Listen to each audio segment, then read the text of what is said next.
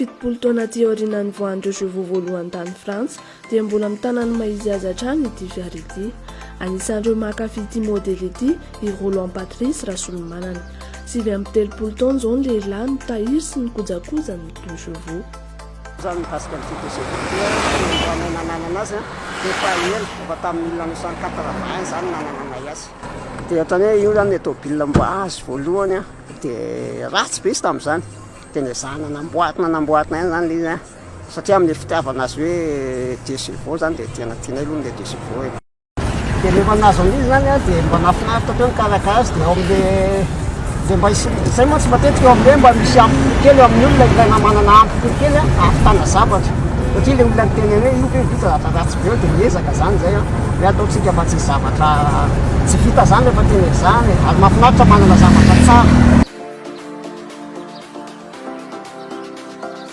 Dada efa tamin'izay na dadana vao natsiaro saina zany dia efa 2 chevaux ny hita amin'ny maso tômôbila an'izay. Za zao efa 2.3 taona 2 chevaux foana ny tômôbilan'ny dada hatramin'izay. Dia tsapako zany hoe tena tiany ary tena azo atao hoe passion zany ilay 2 chevaux. Tena hoe zay io no tena spécialité zany na resaka moteur na inona tsy mandeha mécanicien mihitsy izy fa izy ihany no manao anazy. Na namorona an'io fiara hitanareo io dia izy ihany daholo no manao an'io ny chassis ny rehetra tsy naka mécanicien zay amin'ny capitaine ka tena hitako zany hoe le 2 chevaux tena tiany andrin'ny fony dada ary tena tsapako zay tena tiany. Mba ezaka mbana tsara ilay komite zavatsy hoe mba tsy omena amin'ny tamin'ny tômôbila hafa ilay izy na dia efa mba efa elaela ihany zany hoe misy ny 2 chevaux zany dia mba ezaka mba manamboatra ihany tsika mba tsy omena amin'ny tamin'ny tômôbila rehetra. Tsy latsa-danja ihany koa ny fiara Renault 4 na 4L.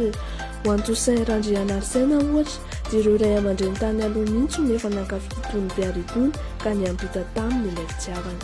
Tararananako azy ny familiana ray manontolo 4L daholo ny tômôbila dia voasambona vidy tômôbila koa dia 4L koa ny amin'ny vidiko. Ny manadio moa ino isan'andro fa fanafoana fa ny manamboatra arakaraka ny misy zavatra tsy mety kely mety ray volana vao mikitika mety hoe ambolana mety 2 andro mikitika satria arakaraka izay misy tokony amboarina aminazy io.